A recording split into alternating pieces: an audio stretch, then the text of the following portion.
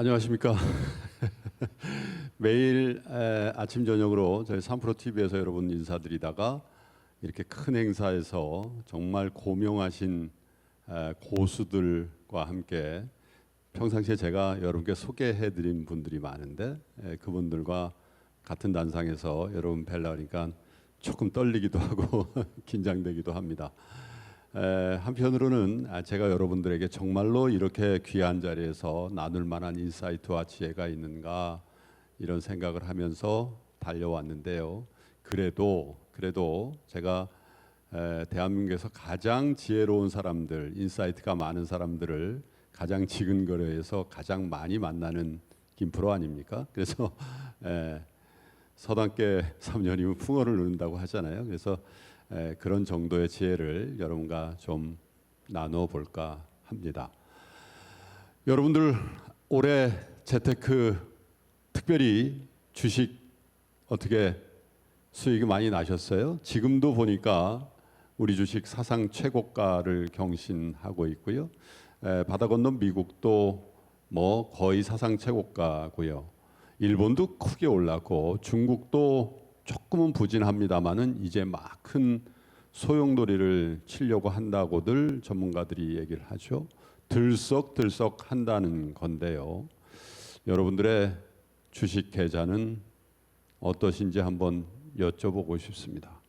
만약에 여러분들의 계좌가 연초 대비해서 우리 지수만큼 그렇게 시원한 결과가 나오지 않았다면 뭔가 문제가 있는 거 아니겠습니까? 이번 재테크 박람회를 통해서 한번 리모델링 해보는 그런 시간을 가지셨으면 좋겠습니다. 자, 오늘 제가 여러분께 말씀드릴 주제의 제목은 자산 인플레이션의 시대, 동학개미의 역전은 가능한가입니다. 두 가지 키워드가 나왔죠. 자산 인플레이션이란 말과 동학개미의 역전이라는 말인데요.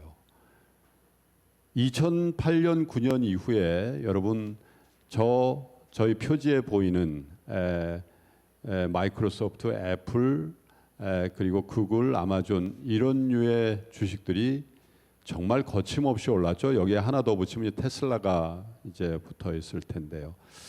물론 뭐 저런 주식들만 오른 건 아닙니다만 대표적인 성장주 그리고 급등 주식이고 전 세계의 표준을 만들고 있는 플랫폼 기업들이라고 할 수 있습니다. 왜 저렇게 올랐을까요, 여러분? 물론 저들 기업이 굉장히 혁신적이고요. 또 말씀드린 것처럼 글로벌 표준을 만들고 있는 그 대가가 지금 사상 최고가 그리고 시총 2조 이렇게 호가하는 그런 정도의 거대 기업이 된 바가 있습니다만 저는 그것과 더불어서 2009년 이후에 막대하게 풀린 이 유동성의 힘이 가장 성장력이 강한 저들 주식에 집중됐기 때문이라고 생각을 합니다.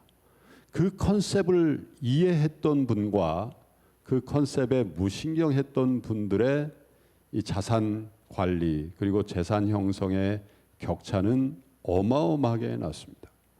최근 들어서 우리 개인 투자자들 특별히 20대 30대 젊은 층의 주시장의 유입이 급속하게 이루어집니다. 그래서 저와 같은 기성세대 많은 분들이 걱정스럽게 바라보시면서 영끌하고 비토하면 망할 텐데 요즘 젊은 친구들 모이면 주식 얘기하고 일은 뒷전이고 주식 얘기만 한다라는 말씀들을 많이 하시죠.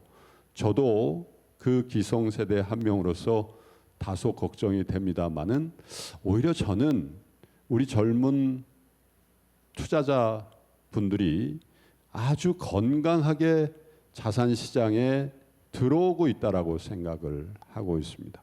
그리고 이런 유동성의 팽창기에 주식 얘기를 해야지 금리가 5% 10% 이렇게 올라 있을 때 주식 얘기를 하면 어쩌나 오히려 그런 생각을 합니다. 그래서 오늘은 이 두 가지 키워드에 집중하면서 제가 갖고 있는 2021년도의 어떤 뷰에 대한 얘기를 여러분과 좀 나눠 보겠습니다.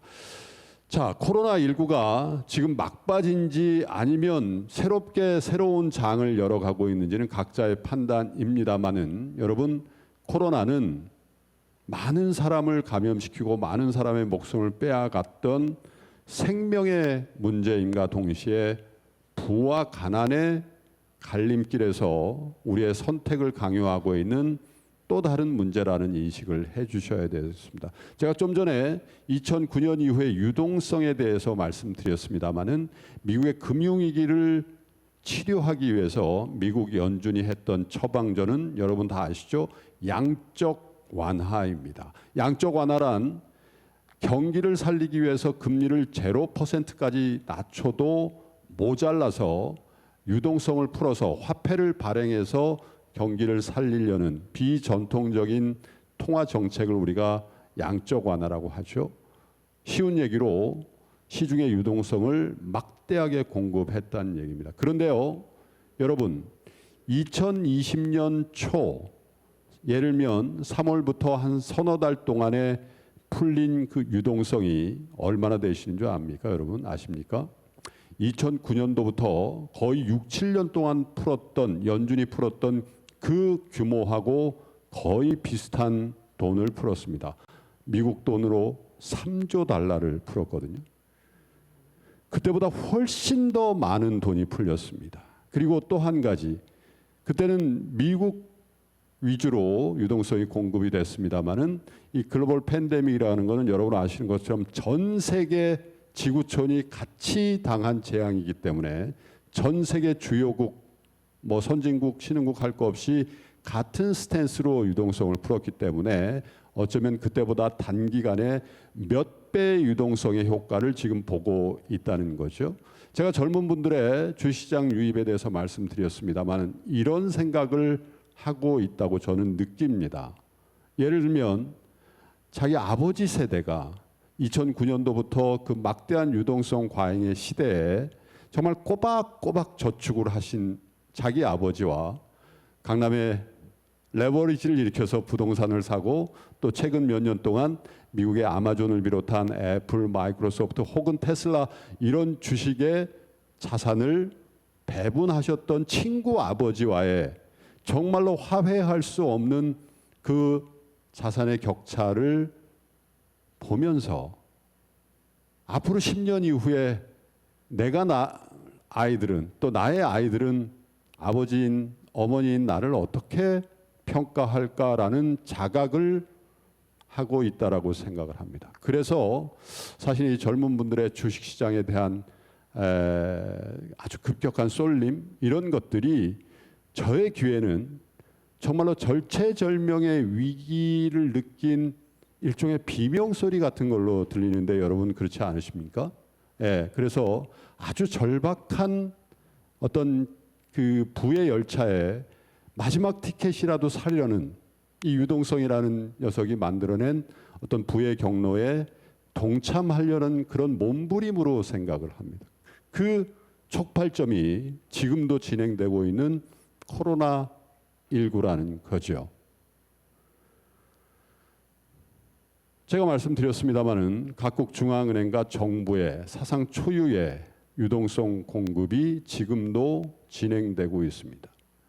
말씀드린 것처럼 우리 아버지와 친구 아버지와의 그 엄청난 자산의 차이는 바로 직전 10년 동안 풀렸던 그 유동성이 만들어낸 결과라면 여기에 더해서 이제는 각국의 중앙 정부가 재정을 쓰기 시작한 거 여러분 아시죠? 재정의 효과는 통화 정책의 효과보다 훨씬 더 직접적으로 나타난다고들 우리가 얘기를 합니다. 이것이 버무려졌을 때 어쩌면 2009년 이후에 진행됐던 자산의 급격한 상승세 그로 인한 부의 양극화 편제가 지금부터 5년, 10년 사이에 훨씬 더 빠르고 급격한 어떤 정도로 진행될 가능성이 많다라는 거 여러분도 저도 아마 직전 10년 동안의 교훈으로서 인식할 수 있다고 봅니다. 그러시죠? 그리고 또 한 가지 이벤트가 불과 꼭 한 달 전에 있었습니다. 지난 11월 4일 날 우리가 경험했던 미국의 제46대 대통령 선거입니다. 이 녀석도 우리의 자산 시장에 굉장한 자극제 역할을 지금 하고 있다고 저는 생각을 합니다. 여러분, 2016년도 11월 무렵에 트럼프 대통령이 미국의 제45대 대통령으로 당선이 됐습니다. 제가 당시에요, MBC 라디오의 시사 프로그램이죠. 김동완의 세계는 우리를 진행할 때였고, KBS의 시사 보도 프로그램인 세계는 지금이라는 프로를 게스트로서, 패널로서, 경제 패널로서 고정 출연을 할 때였습니다. 그러니까 얼마나 많은 전문가들과 미국 대선에 대한 전망을 서로 했겠습니까? 정말로 아무도 도널드 트럼프가 미국의 제45대 대통령이 될 것이라고 예측한 분이 한 명도 없었습니다. 딱 한 분이 계셨습니다. 미국의 유권자 운동을 하는 한 분이셨는데요. 아마 여러분도 아실지도 모르는데 그분과의 인터뷰에서 제가 들은 얘기는 이런 거였습니다. 현장에 가보시면 트럼프가 된다라는 걸 아실 겁니다. 이번에도 사실 유세 현장을 가보신 많은 분들이 조 바이든이 아니라 도널드 트럼프가 연임에 성공할 거라고 얘기를 했습니다. 저는 그렇게 보지 않았습니다. 우리 시간으로 수요일 날 개표가 선거가 됐고 제가 화요일 날 모 프로에 나가서 일부러 진행자에게 왜 안 물어보시냐고 얘기를 하면서 조 바이든이 당선이 될 거라고 얘기했고요. 저희 3프로 TV 17시간 생방송의 첫 시간대도 오늘도 나오셨던 어떤 교수님하고 내기까지 하면서 저는 조 바이든의 당선의 승부를 걸어봤습니다. 이유는 간단했습니다, 여러분. 트럼프 대통령이 미국의 제45대 대통령이 될 수 있었던 것은 지난 30년 이상 진행된 세계 경제 운행의 질서였던 세계화의 어떤 부작용, 세계화의 뒤안길에서 미국 근로자들, 미국 노동자들이 감내해야 하는 그 피해를 부각시켰고 그것이 러스트벨트의 이른바 이 블루 칼라들, 백인 블루 칼라들의 표심을 자극하면서 트럼프 대통령이 당선될 수 있었던 거 아닙니까? 그게 이제 미시간, 오하이오 이런 데들, 펜실베니아 이런 데들의 표심을 받은 거죠. 그런데 이번에 다 그쪽에서 패했습니다. 저는 어떻게 봤냐면 조 바이든 대통령이 당선이 된다라는 건 세계화로의 복귀의 신호다. 그리고 만약에 트럼프 대통령이 연임에 성공한다면 지난 4년 동안 트럼프 대통령이 추구했던 미국의 우선주의 그리고 고립주의 그리고 반세계화에 대한 미국 유권자들의 추인의 형태로 트럼프 대통령이 재선에 성공할 수 있을 거다 이렇게 봤는데 그 내막을 들여다보면 사실은 미국의 우선주의까지는 모르겠으나 경제적 의미에서의 반세계화가 과연 가능할까? 이런 생각을 했기 때문에 조 바이든의 승리를 점쳤던 겁니다. 무슨 얘기냐? 세계화라는 건 여러분 한마디로 정리를 하면 효율의 극대화라고 할 수 있습니다. 예를 들면 금융 서비스가 강한 미국과 유럽은 중국을 비롯한 신흥국에게 본인들이 강한 금융과 서비스를 수출하고요. 제조업이 강한 신흥국들, 중국, 한국, 대만 혹은 선진국 내에서도 글로벌 밸류 체인에서 제조 생산이 강한 일본과 독일 같은 나라들이 공업 제품을 생산해서 미국과 유럽 다른 지역으로 수출하면서 교환하면서 세계가 효율성을 추구하면서 하모니의 세계를 일구고 살아가는 것, 그것이 세계화입니다. 그런데 그 하모니의 세계에서 한 30년 가까이 살아보니까 미국을 들여다보기 시작한 거죠. 미국의 러스트벨트란 지역에서 실업이 엄청나게 생겼습니다. 왜? 제조업이 몰락했을 테니까요. 그리고 2008년도, 2009년도에 미국이 믿었던 금융이 큰 사고를 치지 않습니까? 예. 그러고 나서 보니까 중국에게 세계 패권이 집중되어진 어떤 그런 자각을 미국 사람들이, 미국 국민들이 하기 시작했고, 그것을 정치적으로 엄청난 자극을 줘서 대통령에 당선된 사람이 바로 도널드 트럼프 대통령이지 않습니까? 그런데 여러분, 제가 여러분께 한번 여쭤보겠습니다. 아무리 기술 혁신이 있었어도요, 같은 라인에서 나오는 자동차를 생산한다고 합시다. 1인당 국민소득이 6만 불인 미국의 공장에서 나오는 그 자동차가 1인당 10,000불의 중국 공장에서 나오는 자동차보다 효율이 6배가 더 높겠습니까?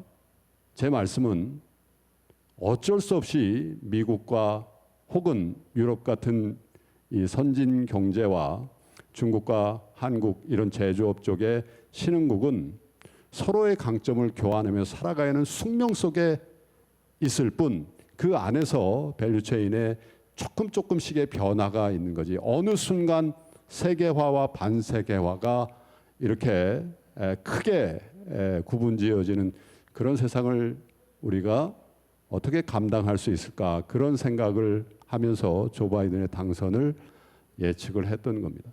자, 이렇게 되면 만약에 1월 달에 조 바이든 대통령 당선인이 백악관의 집무실에 들어갔을 경우에 어떤 일이 벌어질지 여러분 한번 생각해 보시길 바랍니다. 많은 분들이 이렇게 얘기합니다. 경제 정책에 관한 한, 특별히 대중국 정책에 관한 한 트럼프 대통령의 미국 우선주의를 조 바이든 대통령 당선인도 일정 부분 승계할 수밖에 없을 거다.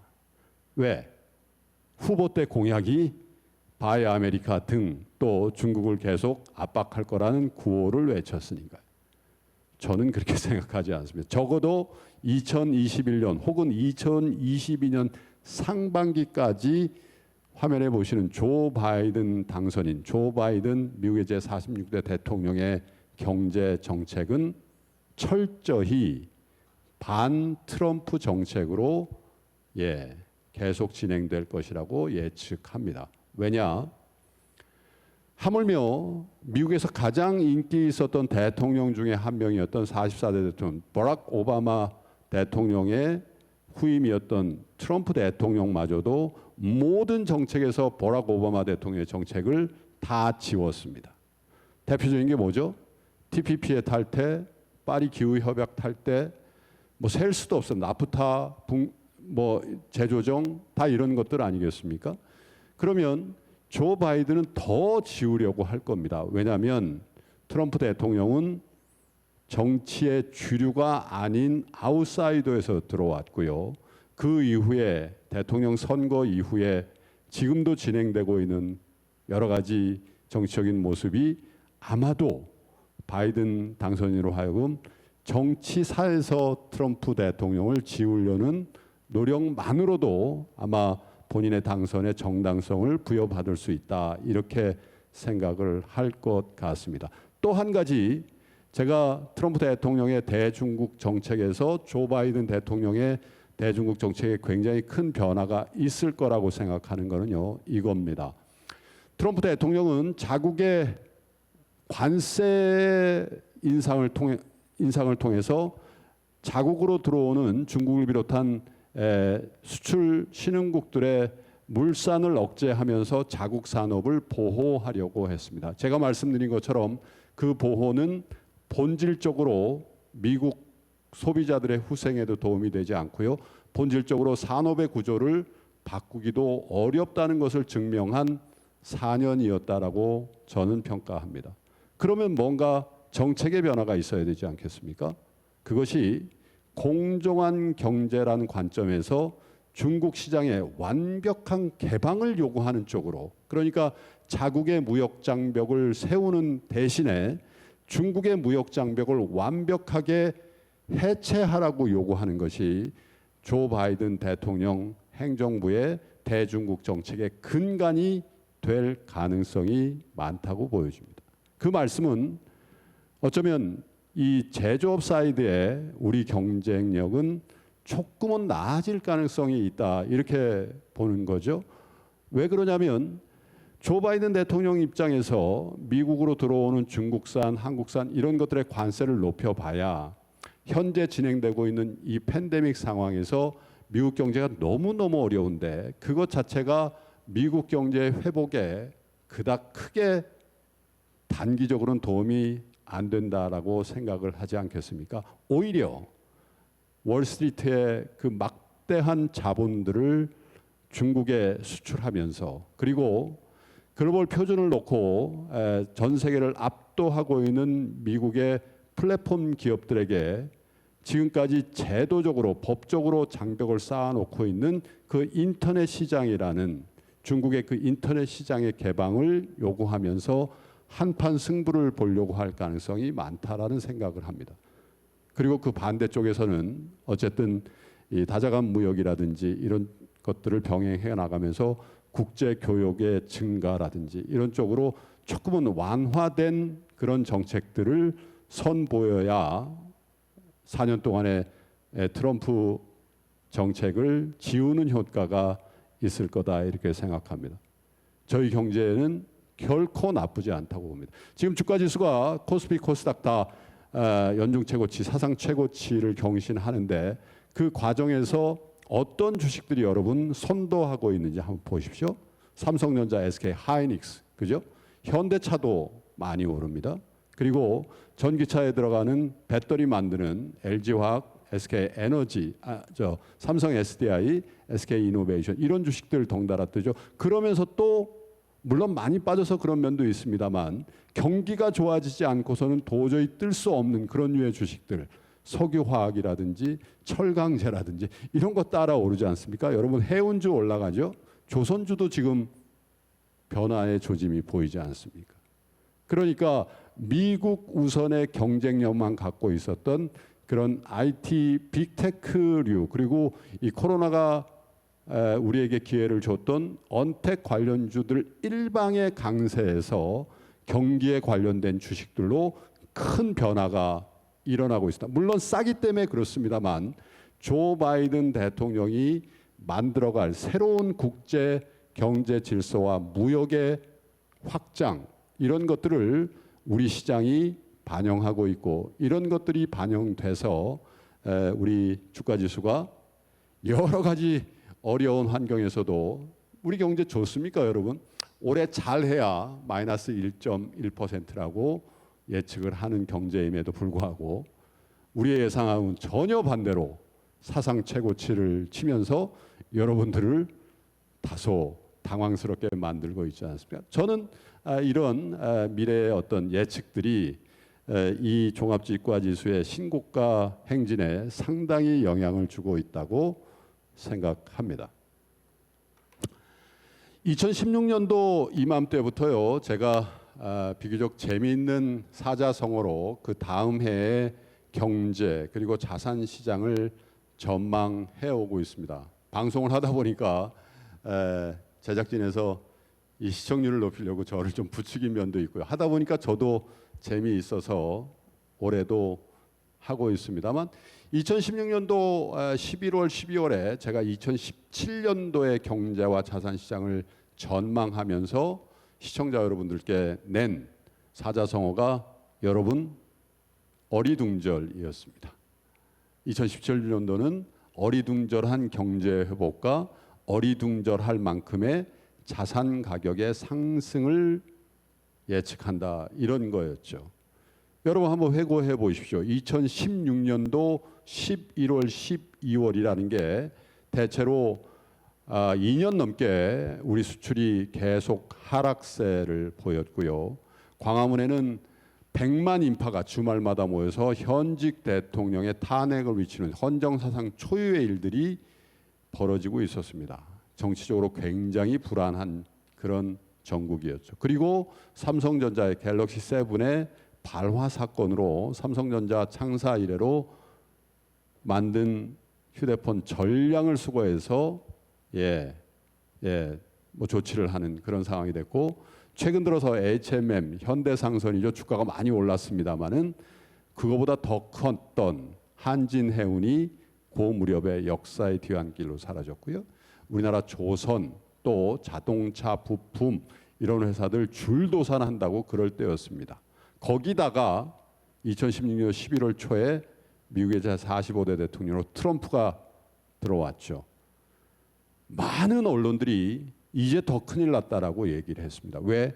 보호무역주의를 할 거니까요. 맞죠? 트럼프 보호무역주의 한다고 했고 했습니다. 그런데 당시에 저는 트럼프가 펼칠 보호무역주의의 그 썰렁한 삭풍이 태평양을 건너서 우리 대한민국 경제에 도착하는 시간보다 트럼프가 만들 미국의 경기 부양, 미국의 호황이 만드는 훈풍이 태평양을 건너서 우리 경제에 더 빨리 도착할 거라고 봤기 때문에 어리둥절한 경제의 성장과 어리둥절할 만큼의 자산 가격의 상승을 예측했습니다. 그리고 또 한 가지, 지금도 그런 얘기를 조금씩 조심스럽게 합니다마는 반도체 빅사이클에 대한 전망이 바로 그 무렵에 조금씩 일어나고 있었습니다. 결과가 어땠습니까, 여러분? 우리 경제 2017년도에 3% 이상 성장하고 주가가 2016년도 바로 하반기, 바로 연말부터 시동을 걸어서 2018년도 초에 2600포인트를 찍지 않습니까? 이른바 대세 상승의 기간이었죠. 그리고 박스권으로 다시 돌아갔던 주가가 올해 3월 19일에 1400포인트까지 빠졌다가 지금 2700포인트 어간이 된 겁니다. 예. 그래서 사람들이 자꾸만 저에게 한 번만 더 해봐, 한 번만 더 해봐. 저도 재미있어서 2017년도에는 백투 노멀이라는 얘기를 했고요. 2018년도에는 2019년을 보면서 내우외환, 내우외환이 아니고 내우외환, 안으로의 걱정은 계속 크고 있으나 밖으로의 걱정, 즉 미국과 중국의 무역 갈등, 패권 전쟁의 걱정은 완화될 거다라는. 그래서 2019년도 하반기부터는 대외 교역 조건은 좀 좋아질 거다라는 그런 전망을 내면서 2018년도까지 했고 2019년도 이맘때는 제가 방송가의 책에다가 뭐라고 했는지 이제 뭐 아시는 분은 아실 겁니다만은 파란만장이라고 했습니다. 파란만장 무슨 뜻입니까, 여러분? 파도의 높낮이가 만장에 이른다는 거죠. 이게 아래쪽으로 만장이 아닙니다면 아래 위쪽으로 파도의 높이가 만장이라는 거죠. 극심한 변동성에 시달리는 장이 될 거라고 저는 그렇게 봤습니다. 제가 코로나19를 예측하거나 그런 건 아닙니다만 일부 자산의 쏠림, 미국 주식의 쏠림 이런 것들이 제 눈에는 보였고 일시적으로나마 유동성의 어떤 조절 이런 것들이 나오면서 자산 가격에 굉장히 큰 부침이 있을 것이라고 봤는데 결과적으로는 정말로 파란만장한 한 해를 지금 보내고 있습니다. 밑으로 아래로 최근 들어서 10여 년 동안에 가장 큰 글로벌 증시의 변동성을 경험을 했죠. 내년은 어떻겠습니까, 여러분? 계속 올라갈까요? 계속 여러분들이 관심 갖고 있는 테슬라, 애플, 아마존, 넷플릭스, 구글 이런 거 계속 올라가겠습니까? 계속 우리는 서학개미 계속 해야 될까요? 그리고 우리 코스피는 어떻겠습니까? 여러분, 우리 아파트 가격은 어떻겠습니까, 여러분? 그래서 제가 내년 경제를 전망하면서 지지난주인가요? 방송에서 처음 이런 얘기를 했습니다. 성동격서라는 사자성어를 여러분께 올해는 드리겠습니다. 2021년 자산시장 경제 성동격서의 전략으로 대응하면 어떨까 이런 생각을 지금 하고 있습니다. 무슨 얘기입니까, 여러분? 저희 병법에 나오는 얘기 아닙니까? 동쪽에 가서 꽹과리 치고 막 시끄럽게 해서 주의 주목을 끈 다음에 빈자리인 서쪽을 공격해서 승리하고 승전하라 이런 거죠. 예, 말이 되지 않습니까? 그런데 저걸 여러분 자산시장에 좀 대입해 보시기를 여러분께 말씀드립니다. 지금 여러분들 포함한 모든 투자자들, 여러분들 포함한 모든 부자가 되려는 분들의 모든 주의를 주목시키고 있는 자산, 나라, 이슈 어떤 것들입니까, 여러분? 제가 보는 현재에서 나라는 미국이죠. 예, 모든 소식은 미국 소식입니다. 트럼프 소식, 바이든 소식, 코로나19 소식, 빅테크, 테슬라, 그렇죠? 애플, 모든 뉴스 플로우는 미국에서 나옵니다. 예전에도 미국 뉴스가 많았죠. 그러나 최근 1년 동안에 거의 미국 소식이 국제면의 지면과 뉴스의 외신을 거의 다 장악하고 있습니다. 그만큼 역동적인 경제였다라는 얘기입니다, 여러분. 여러분들이 지금 가장 주의를 끌고 여러분들의 주목을 끌고 여러분들이나 여러분들 아들, 딸들에게 가장 많은 주의를 기울여야 된다고 하는 자산이 어디입니까, 여러분? 주식입니까? 그건 최근이지요. 예. 부동산 아닙니까, 여러분? 부동산. 예. 제 시간 바로 전에 이상우 대표도 하고 갔고, 뭐 저희 시간에도 저희가 이상우 사장을 많이 모십니다만, 부동산에 대해서 여러분 얼마나 갑론을박이 많습니까? 이광수 의원은 빠진다 그러고 이상우 의원은 오른다 그러고 거의 전투 아니에요? 우리의 주목을 이렇게 끈 자산이 있습니까, 여러분? 서울의 아파트가 오르니까 갑자기 또 부산에 무슨, 예? 그죠? 부산 하니까 또 울산이 오른다고. 예. 서울 수도권 잡으니까 파주가 오른다고. 전국이 들썩들썩합니다. 예. 그리고 주식 내부에서도 보시죠. 주식 내부에서도 제가 말씀드리지 않습니까? 테슬라 혹은 BBIG, 그죠? 이런 주식들이 여러분들의 주의 주목을 집중시키는 주식입니다.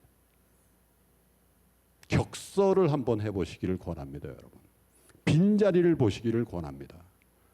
왜 그러냐면요, 제가 오늘 시간 관계상 제 장표를 다 말씀 못 드립니다만, 저는 제가 갖고 있는 경제관, 뷰, 그리고 세상의 어떤 운행의 원칙 중에 여기 나옵니다만, 경제는 순환하고 자산의 가격은 평균에 회귀한다라는 이 대원칙, 큰 질서의 범주 안에 넣어놓고 저는 이해를 하는데요.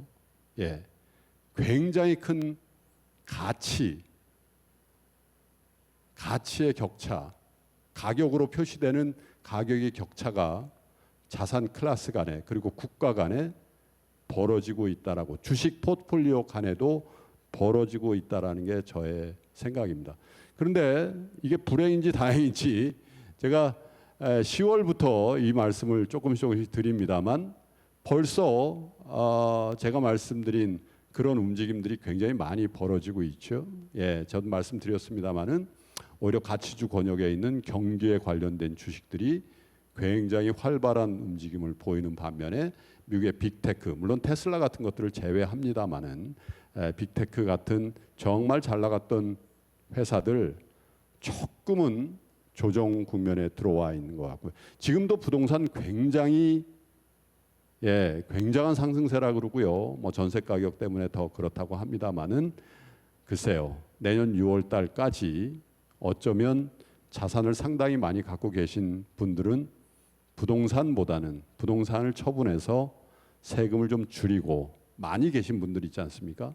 자산가들은 세금을 좀 줄이고, 그리고 어쩌면 조금은 더 저평가되어 있는 아셋 클래스, 자산 쪽으로의 배분을 늘리지 않겠나, 그런 생각을 좀 해보기도 하고요. 미국에서 어쩌면 우리나라 기준으로 서쪽에 있는 중국이란 나라 쪽으로도 관심의 영역을 조금은 바꿔보시는 건 어떨? 물론 제 말씀이 극단적으로 미국 주식 다 버리고 부동산 다 버리고, 그죠?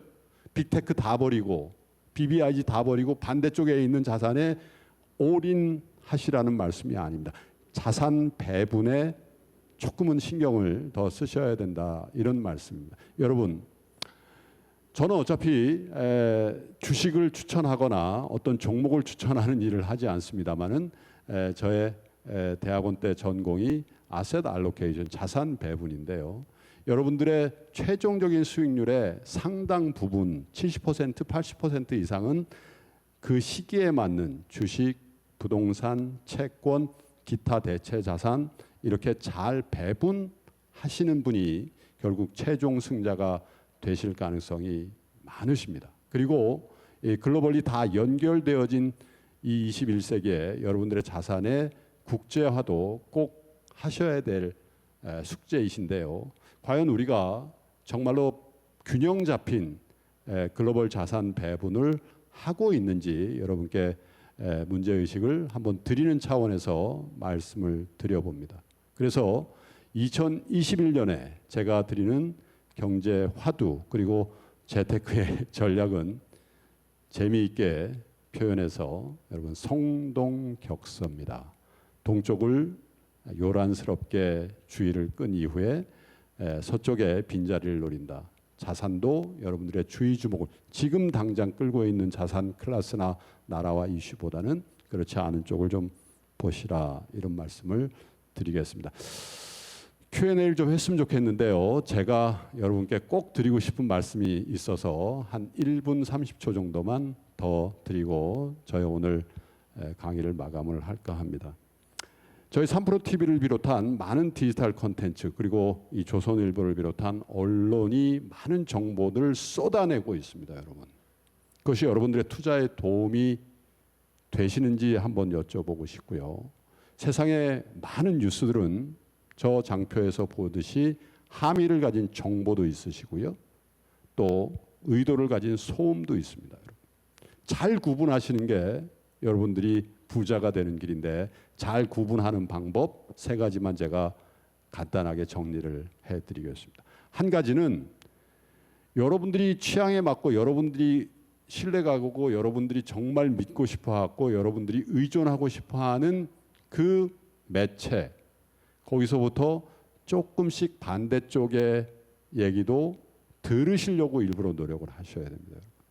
왜냐하면 극단적인 결정은 굉장히 힘든 결과를 낳을 수 있기 때문에 균형 잡힌 시각이 필요하다, 이런 말씀을 드려보고, 두 번째는 해외로부터의 소식에 대해서 굉장히 민감하게 여러분 반응하셔야 됩니다. 적어도 여러분들이 신뢰하는 매체 한두 군데의 외신을 계속해서 정기적으로 보시고 들으시기를 바라겠습니다. 세 번째는 현장과 여러분 접점을 가지셔야 됩니다. 여러분 정도의 네트워크이시면요, SNS 통해서 또 여러분의 인간관계를 통해서 혹 반도체가 궁금하다 그러면 조금만 노력하시면 삼성전자에서 반도체 만드는 분하고도 여러분 대화 이제 SNS 통해서 또 사적으로 하실 수 있지 않습니까? 그런 노력을 하시면서 정말 의도를 가진 소음과 함의를 가진 정보를 잘 구분하려는 노력을 꾸준히 하셔야만 제가 말씀드린 부자가 될 수 있는 그런 지름길에 여러분들이 들어가실 수 있다, 이런 말씀을 끝으로 당부를 드리겠습니다. 평상시에 저희 3프로TV 사랑해 주셔서 여러분께 이 자리를 빌어서 감사의 말씀을 드리고요. 저와 저희 3프로들도 여러분께 앞으로도 더욱 좋은 컨텐츠 선물해 드리고 같이 발전하기 위해서 새해도 애를 많이 쓰겠습니다. 코로나19가 아직도 굉장히 위험한 상황인데 여러분 건강 조심하시고요. 새해는 여러분 건승하시고 꼭 부자 되는 2021년이 되기를 여러분과 함께 기원하겠습니다. 끝까지 경청해 주신 여러분 고맙습니다. 네, 김동완 프로님을 3프로TV가 아닌 이렇게 재테크 박람회 세미나에서 만나셔서 반가웠던 분들 많으실 것 같은데요. 질문이 들어왔습니다. 두 가지만 좀 간략하게 답변을 들어보도록 하겠습니다. 첫 번째 질문인데요. 김 프로님은 개인 재테크는 어떻게 하고 계신가요? 하는 질문이네요. 열심히 하고 있습니다. 사실은 제가 너무 바쁘고 여유가 없어서요. 많은 공을 들이지 못하는데요. 그 대신 종목을 막 픽업하려는 노력보다는 아까 말씀드린 것처럼 배분하는 데 중심을 두고 있고요. 그리고 주식 투자는 두 가지 방법으로 합니다. 제가 직접 하는 돈, 그리고 아까 말씀드렸죠.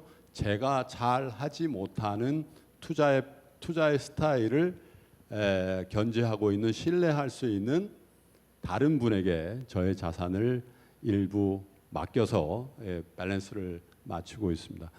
부동산에 관한 한은 제가 방송에도 많이 말씀드렸습니다만 제가 좀 젬병입니다. 20년 동안 같은 아파트에 계속 살아오고 있어서 부동산에 대해서는 그저 전 70점이다 이렇게 생각을 하고 있는데요.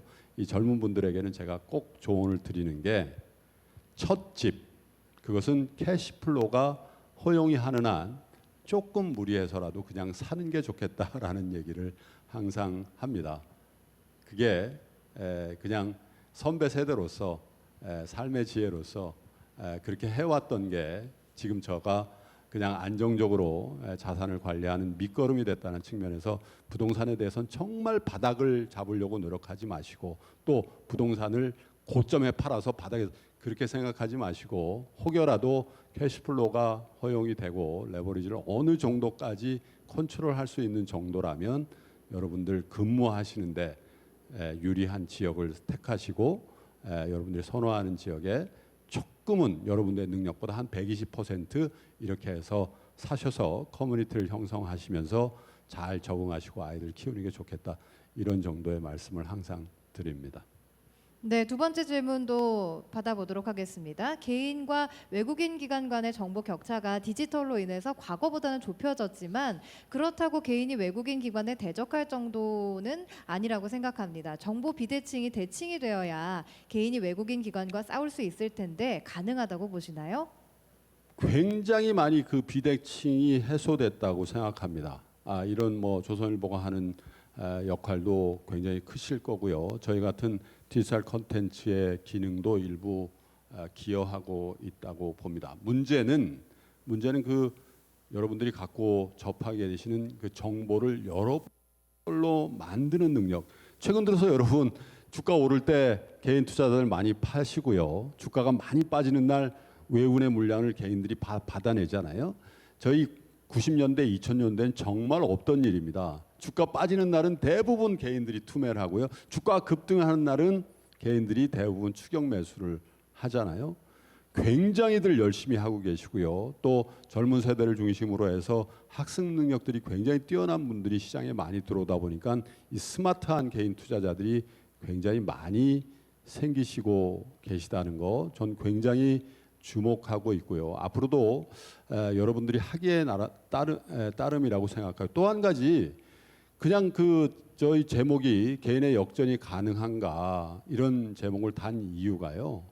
저도 기관 투자가들을 해보고 저도 주식, 채권, 펀드 매니저를 해봤습니다만은 개인 투자자들에 비해서 기관 투자가 외국인도 기관 투자자잖아요. 굉장히 좋지 않은 조건 하나가 있습니다, 여러분.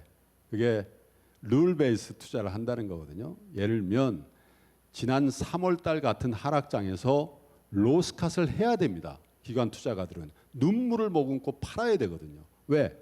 그게 손절 규칙이 그렇게 돼 있기 때문에요. 저도 그 경험을 갖고 있습니다. 그럴 때 여러분들은 역발상으로 그 물량을 받아서 사실 오늘날 이렇게 수익이 난 거거든요. 그래서 정보의 비대칭성이 완벽히 해소된 건 아니지만 기관 투자가가 제약적으로 운용할 수밖에 없는 그런 상황을 감안해서 여러분들이 유리한 지혜가 있고 그 지혜를 충분히 여러분들이 펼칠 수 있는 현장 감각만 더 고양시킬 수 있다면 저는 외국인 투자자들에 비해서 결코 개인 투자자가 불리하거나 영원히 우리는 외국인 투자자나 기관 투자가들에게 우리의 자산을 헌납하는 그런 패배 의식에서는 좀 과감하게 떨쳐서 변화를 좀 추구해 보시기를 권하겠습니다. 네, 질문까지 답변 잘 들어봤습니다. 유튜버 고수 김동완 프로님 다시 한번 감사드립니다.